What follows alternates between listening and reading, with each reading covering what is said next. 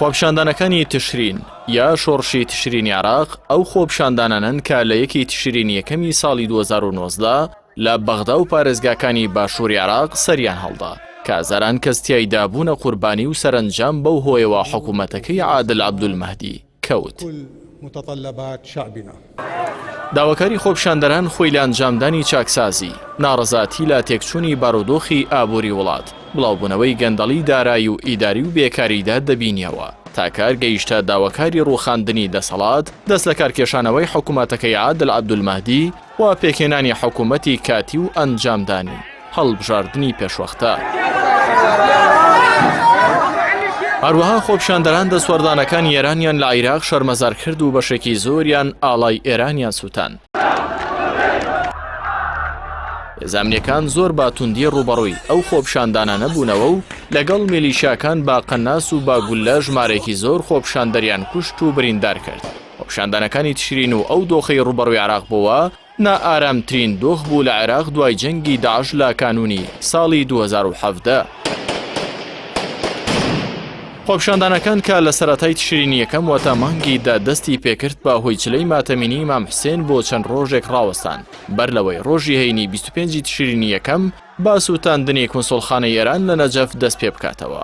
لەگەڵ دەستپێکردنەوەی خۆپیشاندانەکان هێزانیەکان و میلیشیاکان ئامادەکاری تەواویان بۆ سەرکوتکردنیان کردبوو. پاش بەردەوامبوونیشی ڕۆژی 27 تشرینی دووەمی 2019 دەیان کوژرا و بریندار لە ڕۆژێکدا کەوتنەوە. ئەو ڕۆژە بە خوێناویترین ڕۆژەکانی ناڕەزایی دانران با تایبەت لە پارێزگای زیقار کە کۆمەڵکوژی ناسریەی تێدا ڕوودا و لەو دوو مانگەدا ژمارەی کوژراوان گەیشتە 495 کەس، هەزاران کەسیش بریندار بوون.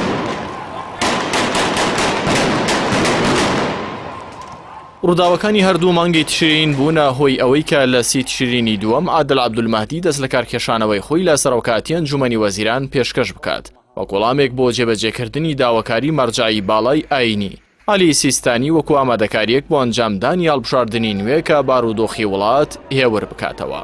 تا پێکهێنانی حکوومەت خۆپیشاندان بەردەوام و تند و تیژی هێزانیەکانیش بۆ لووتکە هەڵکشە.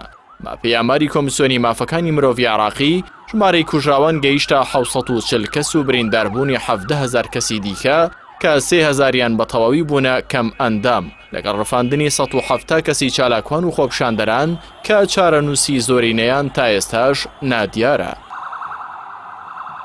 لە کۆتاییدا داواکاری خۆپیشاندان بەشێکیان بەدیهاتن و حکوومەتی عادل عەبدولمەهدی هەڵوەشێنرایەوە و لە 7 ئایاری 2020 دا مستەفا کازمی لە پەرلەمانی عێراق وەکو سەرۆکوەزیرانی نوێ سوێندی یاسایی خوارد.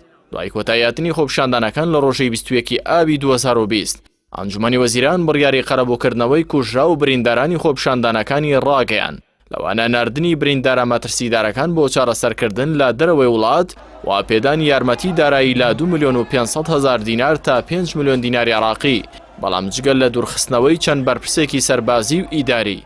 ئێستا و ئەوساش هیچ دادگایەک بۆ لێکۆڵینەوە و سزادانی ئەو کەسانە لە پشت کوشتن و خستنەوەی ئەو قوربانیە زۆرانە بوون پێک نەهاتووە.